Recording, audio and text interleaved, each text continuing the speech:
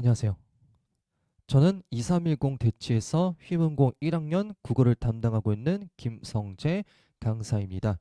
일단 크게 목차는 제가 네 가지로 정했는데요. 첫 번째로 이제 범위, 특징, 그리고 두 번째로는 이제 문항 키포인트, 세 번째로는 로드맵, 네 번째로는 챌린지 줄, 그렇게 네 가지로 이제 정했습니다. 일단 휘문고 같은 경우는 어머니도 아시겠지만 이제 김종철 천재 김종철 출판사를 통해서 이제 교재로 메인으로 수업을 하고 있고요. 그리고 이제 거기에 외부적으로 이제 플러스 알파로 이제 외부 문학 프린트를 주시고 시험 문제를 출제합니다. 근데 거기에 출처들은 이제 보시면 고등학교 2학년 문학 교과서 출판사에 관련된 작품을 통해서 이제 문제를 출제를 하시고요. 그 두 번째는 이제 문법 프린트 같은 경우는 EBS 수능 특강에 관련된 문제로 이제 수업을 합니다. 세 번째는 이제 비문학 프린트입니다. 보시면 이제 고1 학평이라고 써져 있어 있죠. 자, 이 고1 학평이라는 거는 이제 고등학교 2학년, 3학년. 이제 문학 같은 경우는 고등학교 1학년 게 아니라 고등학교 2학년이죠. 근데 이제 반대로 비문학은 고등학교 1학년들이 하는 비문학 한다는 거는 즉 뭔 소리냐면 여기에 선생님 힘을 많이 준다는 뜻은 아닙니다.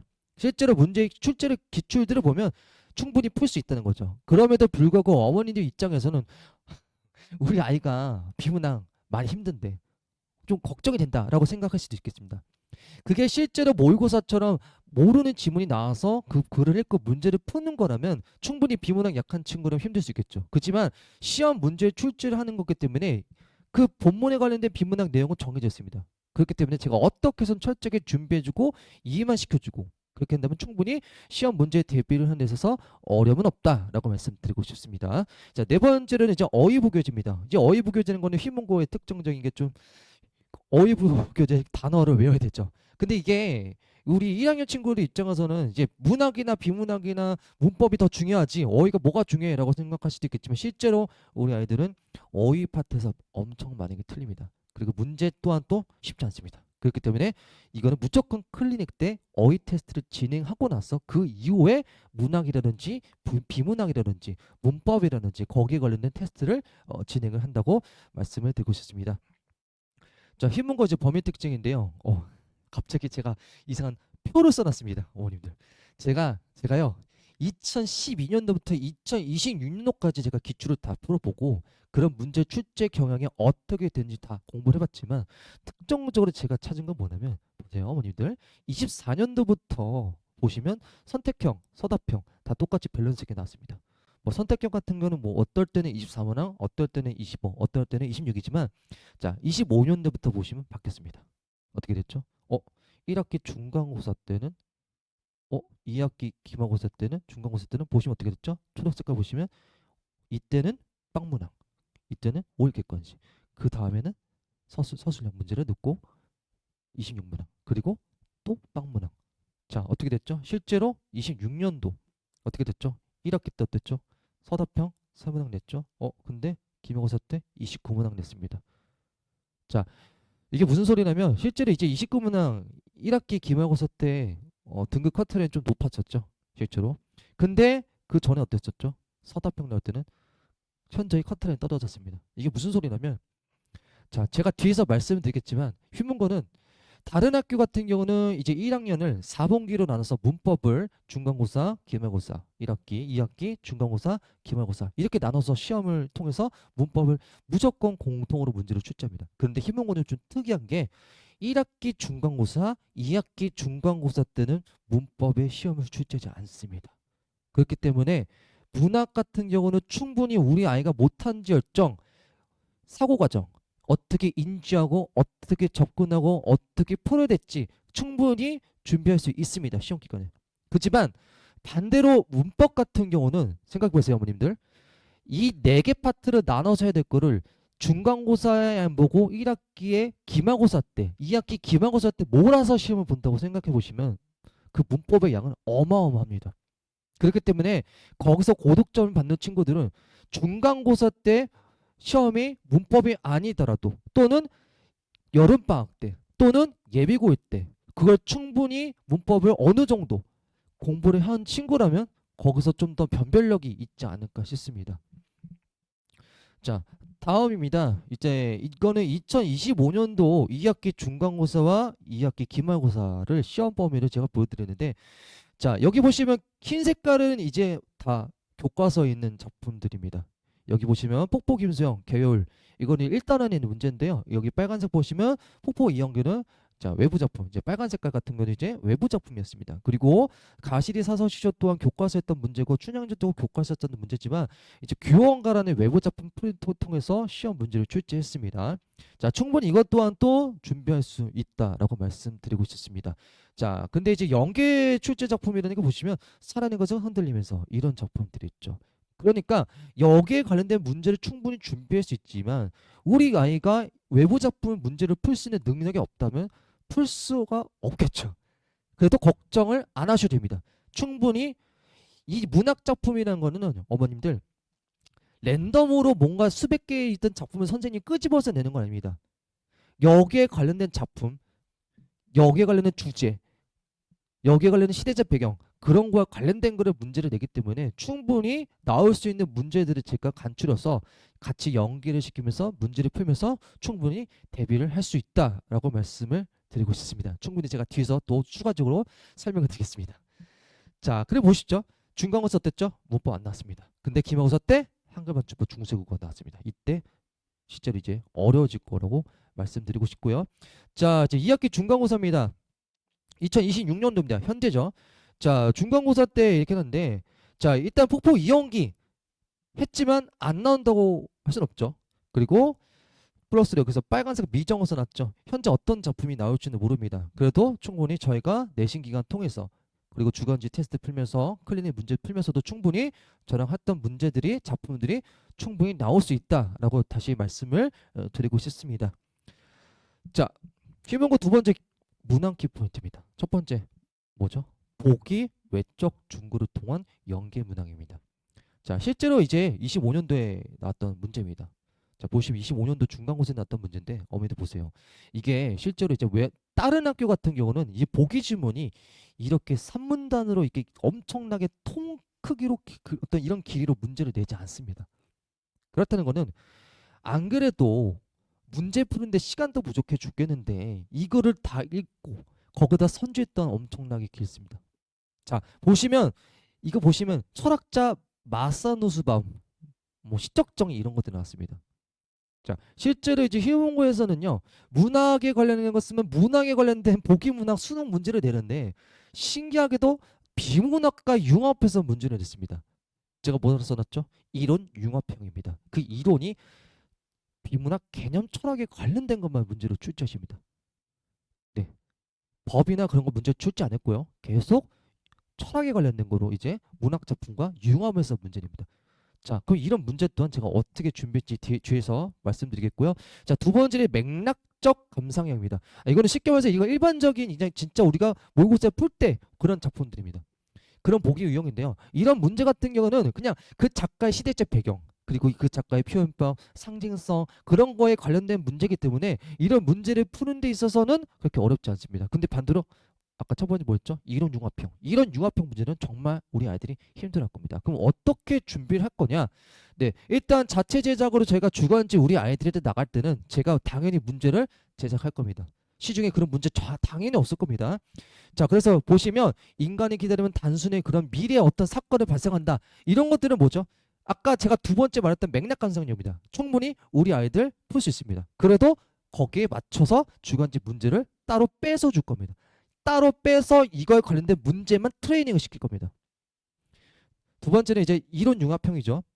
네, 이것도 네 제가 주간지 문제를 직접 자체 제작을 하지만 그 중에 시간은 정말 제가 밤을 새고 추구하는 게 이 유형입니다. 여기도 실제로 앙리 베그리송 이런 철학자들 여기에 시간의 내적 시각 흐름을 지속이라고 한다. 우리 아이들은요 이거를 문제 포인트를 키 포인트를 잡고 그 작품에 적용해서 문제를 풀어야 됩니다. 근데 그게 철학이고 비문학이다 보니까 접목하면서 뭔가 그거를 적용해서 푸는 연습이 안 돼 있을 확률이 매우 높습니다. 그렇기 때문에 이런 유형을 자체 제작을 통해서 계속 트레이닝을 풀면서 아 휘문고 문제가 추구어지는 게 이런 것들이구나 이걸 계속 꼼꼼히 계속 풀어가면서 실력을 키워가야 된다라고 말씀을 드리고 싶습니다. 그리고 이게 철학자라는 것도 어머님들 이게 모든 다양한 철학적 문제가 나오는 게 아니라 아무래도 그 문학사적 배경과 거기에 관련된 거기 때문에 어떻게 보면 이것도 내용이 광범위하기보다는 나올 수 있는 철학자가 한정적으로 정해져 있다고 말씀을 드리고 싶습니다. 그렇기 때문에 다양한 철학자를 많이 넣지 않고 나올 수 있는 문제에서 철학자를 제가 정하고 거기에 문제를 제작해서 우리 아이들과 시험 문제 내신을 대비를 한다라고 말씀을 드리고 싶습니다. 네, 두 번째는 이제 보교 외부 작품입니다. 보교 외부 작품인데요. 자, 잠깐 제가 보여드릴 게 뭐냐면 지금 보시면 고전, 현대, 고대가요, 고려가요, 그리고 시조가사, 현대시, 현대소설입니다.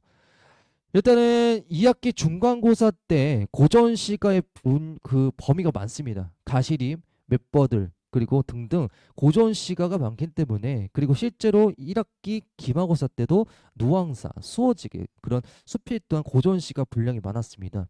그렇기 때문에 저희 현재 휴문고 학생들 같은 경우는 여름방학 때 고전시가 작품을 대략 180개 정도 다 끝냈습니다. 제가 그거를 맞추려고 하는 게 아닙니다. 시험 문제에서 그런 보기 연계 작품을 맞추는 게 아니라, 어머니 잘 하셔야 돼요. 그 작품을 다 몽땅 내신처럼 공부하는 게 아니라 그런 다양한 작품들의 150개, 180개 작품들을 계속 접목하다 보면 주제는 한정적이고 글을 어떻게 읽어야 되고 이 작품의 고전 시간은 이렇게 됐구나, 이렇게 접근해서 이렇게 읽어야 됐구나, 충분히 그런 실력만 기른다면 외부 작품 고전 시간 어떤 게 나와도 충분히 풀 수 있다고 말씀을 드리고 싶습니다. 자, 그래서 실제로 이제 만능이라는 문제가 이렇게 나왔습니다. 그래서 이렇게 문제가 출제가 됐고요. 자, 그럼 당연히 저희도 자체 제작을 통해서 제작하겠습니다. 네. 그래서 이제 전국인 상충고. 자, 저는요, 어머님들, 이게 휴문고가 지금 25년도부터 문제가 좀 바뀌었죠. 서답형 문제를 빵개 내고 어떨 때는 올 객관식 문제 냈고, 지금 철학자에 관련된 거를 비문학에 관련된 걸 문학에 접목을 시켰다는 거는 충분히 문제형이 바뀔 수 있다는 거예요. 그러니까 25년도 기출을 봤을 때는 지금 고전 시가니까 현대시든 고전 시가니까 시에 관련된 외부 작품이 나온다고 생각할 수 있겠지만, 제가 봤을 때는요, 어머님들, 현대시든 고전 시가든 시여도 충분히 현대 소설이나 고전 수필을 통해서 접목을 시켜서 문제를 낼 수 있다는 겁니다. 왜냐하면 실제로 고3 때 수능 때 어떻죠? 그쵸? 복합 지문에서 고전 시가, 현대시 하나 또는 고전 수필, 그렇게 복합 지문 문제 내잖아요. 충분히 저는 낼 수 있다고 생각합니다. 충분히. 근데 1학년 친구들이 그걸 접목해서 푼다? 정말 어려울 겁니다. 그러면 또 어떻게 되죠? 푸는 요령도 가져야겠죠. 왜냐면 희망고 같은 경우는 수능형 문제를 추구하기 때문에 다양한 방면으로 저는 좀 더 준비를 하는 게 맞지 않을까 싶습니다. 세 번째는 이제 휴문고 로드맵입니다. 일단 저희 교재는 이제 정규 교재 있고요, 진도 교재 있고, 주간지, 핸드북, 유역본 세 가지로 나눠졌습니다. 일단 이거는 이제 정규 교재는 따로 있고요. 여기 지금 1, 2, 3, 4 이 네 가지로 나눴습니다. 일단 이 네 가지 같은 경우는 주간지입니다. 주간지 같은 경우인데 제가 이거를 공개적으로 말씀을 못 드리겠지만, 저는 문제를 제가 다 제작합니다. 다 제작하고요. 그리고 문제 또한 양을 통해서, 양치기를 통해서 이거를 문제를 우리 아이들에게 풀어서 그렇게 뭔가 양치기를 해서 적중률보다는 충분히 희문고 문제 출제로 나올 수 있는 것들을 제가 제작을 해서 줄 겁니다. 충분히. 그리고 그 문제 주간지 안에서도요, 문제가 많이 주지 않을 겁니다. 자, 문제를 많이 주지 않고요, 문학에서 요구하는 문제 유형별로 제가 다 세부적으로 나눠서 풀게 할 겁니다. 실제로 주간지를 보면요, 문제 유형을 제가 다 써놨습니다. 그리고 그 문제를 풀죠. 그러면 저는 그겁니다. 내가 충분히 알 수 있는 문제를 똑같이 또 푼다? 우리 아이 입장에서는 어떤 생각이 들까요? 지루할 겁니다. 내가 이거 아는데 왜 풀어야 돼? 그러면 국어 공부에 좀 더 소홀하게 되겠죠. 그러면 충분히 강사의 입장에서는 뭐냐면 유형별로 문제를 나눠놓고 충분히 우리 아이가 6가지 유형 중에서 5가지 유형 중에서 3가지 유형은 잘 맡아요. 근데 예를 들어서 보기 문제 유형은 잘 못 맞습니다. 또는 표현법 문제를 못해요. 그러면 거기 유형별로 문제가 제가 세팅을 해놨기 때문에 채점을 하면서 우리 아이가 문제를 채점하면서도 본인이 알아야 됩니다. 내가 여기 파트를 못하는구나. 그러면 주간지 문제에서는 제가 엄청나게 양치기로 문제를 주지 않겠지만 정말 퀄리티 있게 문제를 제공하고 나서 그 틀린 문제 유형은 저랑 클리닉 때 다시 문제를 제공할 예정입니다. 그러니까 1부터 100까지 이거를 멍청하게 문제를 계속 풀기보다는 내가 못하는 유형만 저는 직접적으로 공략을 해서 문제를 풀면서 거기에 관련된 공부를 해야겠죠. 그래야 다른 과목도 할 때도 시간 효율성이 있겠죠. 자, 클리닉을 통한 성적 향상입니다. 저는요, 수업 정말 중요하죠. 수업 정말 중요하지만요. 저는 하위권, 중위권 그 친구들을 제가 비하는 거 아닙니다. 그 친구들은요, 공부를 어떻게 했지, 어떻게 계획을 짜고 어떻게 공부를 했지 그거를 아직 못 잡은 친구들입니다. 그쵸? 우리 아이들 중학교 때 공부 정말 잘했습니다. 근데 희문고사 어땠어? 어땠습니까? 점수가 계속 떨어지고 있죠. 저는 2등급 이상은 무조건 유지를 해야 된다고 생각합니다.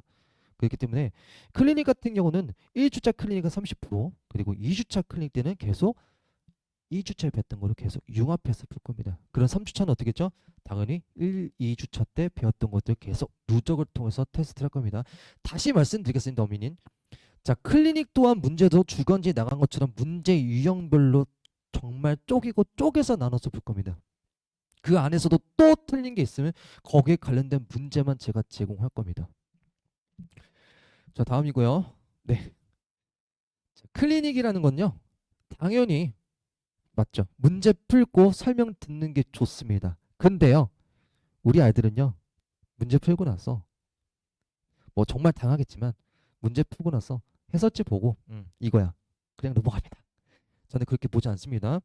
저는 공부를 할 동안 시험 볼 때 그때 열심히 공부해서 등급이 정말 내가 안 나와서 후회하는 것보다, 저는 그 주에 예를 들어서 제가 주간식 테스트를 30문항을 풀었습니다. 자, 그러면 그 아이가 28문항 맞췄고 오답이 2문항입니다. 정답률이 93.3%가 나왔죠. 당연히 뭐죠? 예상 성취 기준은 1등급입니다. 이게 무슨 소리냐면 1주차, 2주차, 3주차, 4주차 이렇게 주간지 테스트 클리닉을 저랑 만날 때마다 항상 긴장감을 놓치지 않고 계속 관리를 해야 된다고 생각합니다. 그냥 열심히 공부해지기보다는 계속 내가 주간지 테스트 보면서, 아, 내가 현재 1주차 성적이 이 정도구나. 내가 이 정도로 갔으니까 1등급이 나왔죠. 그럼 어떻게 되죠? 우리 아이 더 열심히 할 겁니다. 근데 만약에 반대로 3등급 나왔습니다. 그럼 뭐죠? 본인이 심각성 느낄 겁니다. 자, 그래서 실제로 문제 같은 경우는요, 어머님들, 자, 이게 좀 독특한 게 지금 개인학습 진단 결과표 이제 앞 페이지만 이렇게 나와 있고 반대로 이제 좀 내용이 좀 다른 부분이 있습니다. 자, 보시면 예상 등급커 써놨죠. 네, 제가 환산 정답률 다 써놨고요. 그래서 정답 문항 26문항 36문항 맞추면 이제 1등급 나오고요. 자, 그래서 아, 우리 아이는 고난도 변별 문항까지 안정적으로 쳐서 풀 수 있겠구나. 당연히 주간지 테스트 보고 나서 제가 1시간, 2시간 안으로 어머님들에게 계속 보내드릴 예정입니다. 자, 그리고 주간지 난도 구성도 제가 써놨습니다. 최상 4개 세트 만들어 놓고 상은 1개, 그래서 합계는 세트 수가 5개였고, 그래서 이렇게 문제 유형이 비중이 80, 20으로 나눠졌다라고 이렇게 보여주고 있고요. 자, 그 다음 보시면 킬러 문항 선정 결과입니다. 아, 네. 당연히 주간지 똑같이 다들 똑같죠. 문제 풀고 나서 제일 중요한 게 뭐냐면 해설지보다 킬러 문항 선정 결과입니다. 아, 여기서 킬러 문항은 보기의 관점의 ABC와 단계의 구조를 동시에 읽은 뒤에 이렇게 정보를 쓰면 암기로는 판별하기 힘들다. 그러니까 암기를 통해서 적용하는 문제가 안 풀리는 문제가 있을 겁니다. 그럼 저는 그건 킬러 문제로 선정해서 제작해서 우리 아이들 풀죠. 그러면 당연히 뭐죠? 자, 제가 어떻게 되냐면 킬러 문항 해놓고 나서, 자, 그러면 그 문제를 어떻게 풀어야 될까요? 다시 공부하는 방법까지 제가 가이드북 써놨습니다. 아, 첫 번째 너는 ABC를 5가지, 8가지 핵심을 축약시켜. 그리고 나서 너는 A는 이거고 B는 이거고 C는 이거야. 그 다음 각 선지의 관점, 시고, 결론 세 부분으로 세 줄로 나누고 나서 앞부분이 맞아도 결론이 과장되면 바로 오답 처리를 해야 돼 라고 제가 이렇게 특히 장애물, 자만, 폭기, 회귀 이런 극단적인 결론을 검증할 수 있어야 돼 라고 제가 이런 가이드북을 잡아줄 겁니다. 그러니까 제가 말씀드렸죠. 무작정 문제를 풀면 안 됩니다. 문학은. 내가 어떤 사고 과정을 가지고 어떻게 접근하고 어떻게 풀어야 되는지를 본인이 느껴야 됩니다. 자, 다음으로인데요. 자, 보시면 이제 네 번째 마지막입니다. 힘은지 챌린지 룸이라는 건데, 네, 이 챌린지 룸 뭐죠? 챌린지. 네, 도전입니다. 도전. 이 도전이라는 건데요. 자, 이제 챌린지룸이 이제 주간지가 써보시면 8회에서 10회차로 되어 있습니다. 이거는요, 실제 숙제에 관련된 게 아니라 숙제로 플러스로 제가 항상 우리 아이들에게 30문항을 줄 겁니다. 그 30문항은 1주차에 배웠던 거에 관련된 것들을 제가 정말 신중하게 휘문고 스타일의 문제를 제가 제작을 해서 우리 아이에게 30문제를 풀 겁니다. 실제로 이제 문제 유형도 보시면 학교 시험지 유형 똑같죠. 똑같고 시간 되고 OMR 카드 제가 아이들은 OMR 카드 제공하고요. 실제로 시간 재고 문제 풀고 나서 오답 노트 하고 그렇게 처리할 겁니다. 자, 근데 제가 이걸 하는 이유가 뭐였냐면요. 네, 당연히 이제 제가 말씀드렸죠. 문제 또한 또 제가 세부적으로 유형별 나눠서 우리 아이들 풀게 한다고 했죠. 근데 플러스로 전 챌린지 룸이라는 컨텐츠를 만드는데요. 네, 실제로 이거는 제가 희문고 1학년 1학기 국어 기말고사 때 29문항 챌린지 룸 예상 문제를 제가 1, 2, 3회차를 연계성을 분석해서 문제를 아이들에게 제공했습니다. 실제로 보시면요. 네, 직접 적중이라는 거는 완전히 거의 일치하게 거의 비슷하게 48.3%가 나왔고 유사 포인트는 7문항이었습니다. 그리고 직접 유사는 21문항이었고 미적중은 8문항이었습니다. 이 미적중 같은 경우는 제가 그 시험 범위를 제가 거기에 관련된 분량을 제가 조절을 못했습니다. 제가 좀 더 이게 더 중요하다고 생각해서 그렇게 나왔고 그래서 총 문항수는 제가 봤을 때는 이제 챌린지룸이라는 거는 실제 학교 시험지 제작을 해서 그렇게 29문항을 통해서 문제를 풀었습니다. 자, 그렇게 결과적으로 어떻게 됐었냐면요. 자, 1회차, 3회차 풀었을 때는 적중률이 72.4%가 나왔습니다. 네. 당연히 90문제를 통해서 90문제 통해서 서답형 한 10문제 정도 했을 겁니다. 그래서 객관식 90문제, 서답형 10문제 풀었을 때 적중률이 72.4%가 나왔습니다. 이거 정말 낮은 수치가 아닙니다. 90문제를 풀어서 72.4%라는 거는 정말 높은 수치거든요. 그래서 실제로 제가 어떻게 말씀드렸죠?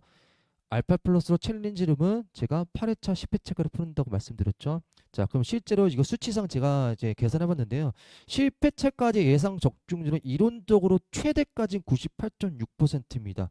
그래서 제가 봤을 때는 적중률은 정말 낮게 봤을 때는 87에서 91% 적중률까지는 제가 우리 아이들의 문제를 내신 준비를 하면서 책임질 수 있다라고 저는 이렇게 수치화를 시켜서 정말 이거는 제 감으로 통해서 하는 게 아니라 제가 이렇게 아이들 풀면서 이렇게 수치화시켜서 한 문제입니다. 그래서 실제로 3회차 69문항 동일 평균 분량을 10회차까지 진행하면 총 230문항입니다.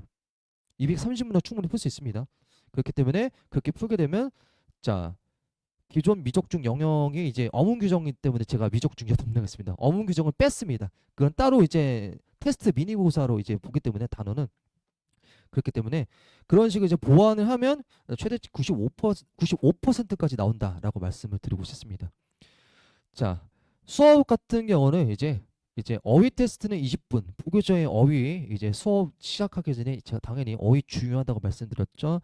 그래서 어휘도 정말 많습니다. 학교에서 배우기 200개, 300개입니다. 그래서 어휘 테스트 무조건 매주 정규 수업 때 20분 부교재 테스트 보고요. 그리고 정규 수업에 이제 내용에 관련된 거, 그 시험 범위에 관련된 이론 강의와 실전 적용 분석은 140분 수업을 하고요. 그리고 마무리로는 20분은 내용, 수업 내용, 그리고 과제 내용에 관련된 제가 테스트를 풀 예정입니다. 그리고 나서 이제 주간지 문제를 풀겠죠. 네. 그래서 제가 말씀드리고 싶은 거는 우리 아이가 이제 문제 클리닉 테스트 통해서 해설지를 보는 것보다도 이렇게 이런 킬러 문항을 이렇게 접근해야 되고 이런 식으로 공부를 해야 돼. 이런 가이드북까지 해야만 우리 아이가 아, 국어 공부는 이렇게 해야 되는구나. 이걸 빠르게 감을 잡아야만 다음 2학기 기말고사 다음 2학년 올라가서도 충분히 고득점을 충분히 계속 유지를 할 수 있다는 거라고 저는 말씀을 드리고 싶습니다. 일단 저희 희망고 수업 같은 경우는 두 개 반으로 나눠졌고요. 정규 수업은 이제 8월 19일 수요일 6시부터 이제 9시까지 진행하고요. 그리고 이제 희망고 정규반은 B반은 8월 25일 그리고 토요일 7시부터 10시입니다. 그렇기 때문에 어머니께서 이제 매주 수요일 6시부터 9시 수업을 하고 그리고 매주 토요일 7시부터 10시 수업 그러니까 수업은 두 개 클래스로 나눠져 있습니다. 그리고 클리닉 같은 경우는 매주 화요일 그리고 토요일 통해서 클리닉을 진행할 예정입니다. 근데 공식적으로는 제가 화요일 토요일이라고 써놨는데 네, 저는 그 클리닉을 정말 말씀드렸죠. 클리닉의 중요성을 정말 중요시하고 강조하는 사람이기 때문에 정규 수업 이후에 정규 클리닉을 통해서 제가 불만족을 하면 완벽하게 될 때까지 제가 그 주차 배웠던 거를 마스터 시키기 위해서 다른 날도 계속 부를 예정입니다. 네, 아이들 스케줄 있겠죠? 제가 양보합니다. 제가 걔네들 스케줄 맞춰서 제가 어떻게 해서든 끝낼 예정입니다. 네. 아무튼 제가 이제 희망고 국어를 이렇게 커리큘럼을 설명을 드렸고요. 일단 제가 제일 중요한 거는 우리 아이들을 이제 잔소리하면서 문제를 풀어라. 그것보다는 정말로 제가 우리 아이, 제 아들, 제 딸이라는 생각하는 그런 마음으로 정말 최선을 다하면서 제가 우리 아이를 최선 점검서 내신 준비를 하도록 하겠습니다. 네, 이상으로 희망고 1학년 국어 설명을 이상으로 마치겠습니다. 네, 감사합니다.